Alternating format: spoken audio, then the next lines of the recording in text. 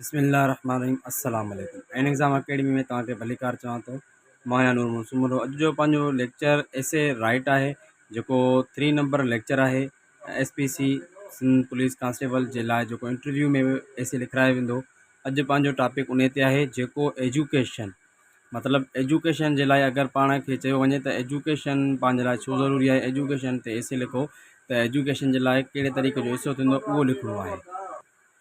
ठीकु आहे। सो हिन तरीक़े सां तव्हांजो एसे थींदो। हाणे तव्हांखे मूं बार बार चयो आहे, चवण बि थो त काफ़ी दोस्त व्हाट्सअप ते ईंदा आहिनि पर्सनल में, त तव्हां थोरो वेट कंदा कयो। ज़ाहिर आहे असांखे पर्सनली ड्यूटी उन खां बाद में कम बि हूंदा आहिनि, सो लेट बि थी वेंदी आहे। सो तव्हां इन्हनि शयुनि खे जेके रोज़ु पढ़ो था उन्हनि खे बार बार पढ़ण जी कोशिशि कंदा कयो, पंहिंजे ज़हन में विहारींदा कयो। बहरहाल लेक्चर स्टार्ट थियण खां पहिरीं जिन महिल चैनल सब्सक्राइब न आहे कोई सब्सक्राइब कनि, जीअं हुननि खे अहिड़ा ॿिया बि वीडियो मिली सघनि। Education is an important tool which is very useful in everybody life. Education give us knowledge of the world our around us. Education असांजी इस्तेमालिया ज़िंदगी में एतिरी इम्पोर्टेंट, एतिरी अहम आहे, जेका असांखे एजुकेशन जे पंहिंजी ज़िंदगीअ में हर हिक जे लाइ एतिरी अहम आहे, ऐं उहा असांखे ॼाण ॾिए थी दुनिया जे चौधारी शयुनि जे बारे में। ठीक है। Education help us to earn things, find good jobs and lead responsible life in the society. Education असांखे सुठियूं नौकरियूं ऐं असांखे हिकु सुठो ऐं ज़िम्मेवार हिकिड़ो कम्यूनिटी जो, मतिलबु हिकिड़ो पाड़े जो या मतिलबु कम्यूनिटी हिकिड़ो ज़िंदगी जो सुठो हिकिड़ो शहरी बणाए थी। It improve humans and gets them ready to face challenge of life efficiently. It also educated us about how to protect ourselves from disease and stay away from bad habits.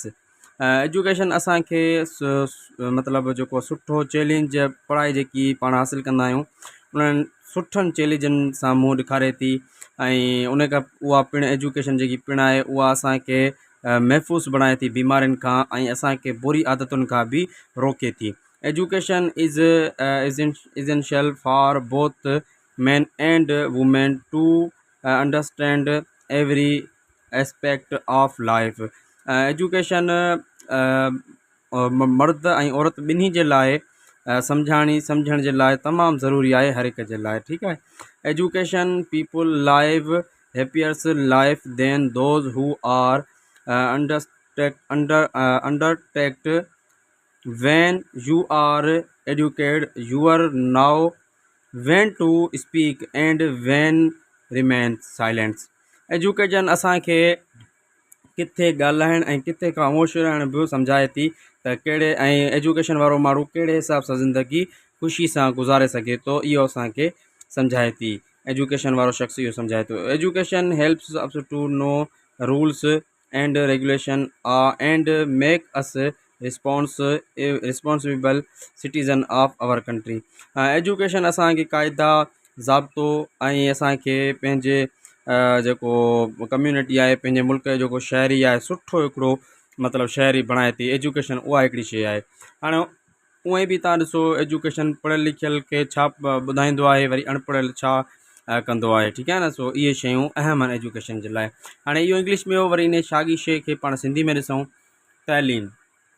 तालीम हिकु अहम औज़ार आहे जेको हर हिक जी ज़िंदगीअ में तमामु कार आमद आहे। तालीम असांखे असांजे चौधारी दुनिया जे ॼाण ॾिए थी। तालीम असांखे सुठियूं नौकरियूं हासिलु करण ऐं समाज में बाइज़त ज़िंदगी गुज़ारण में मदद करे थी। उहो इंसाननि खे बाख़्तियार बणाए थी ऐं उन्हनि खे पढ़ण लाइ हासिलु करे थो। ज़िंदगी जे चैलेंज खे मौसर तरक़ी सां मुंहुं ॾियण लाइ उहो पिणु असांखे तालीम ॾिए थी त कीअं पाण खे बीमारी खां बचाइण ऐं ख़राबु आदतुनि खां परे रहण। तालीम मर्द ऐं औरत ॿिन्ही लाइ ज़िंदगी जी रुख खे सम्झण लाइ ज़रूरी आहे। पढ़ियल लिखियल माण्हू अनपढ़ियल माण्हू जी भेट में वधीक ख़ुशि ज़िंदगी गुज़ारींदा आहिनि। जॾहिं तव्हां तालीम याफ़्ता आहियो त तव्हांखे ख़बर आहे त तव्हां कॾहिं ॻाल्हाइणु ऐं कॾहिं ख़ामोश रहणु तव्हांखे ईंदो हूंदो। ठीकु आहे।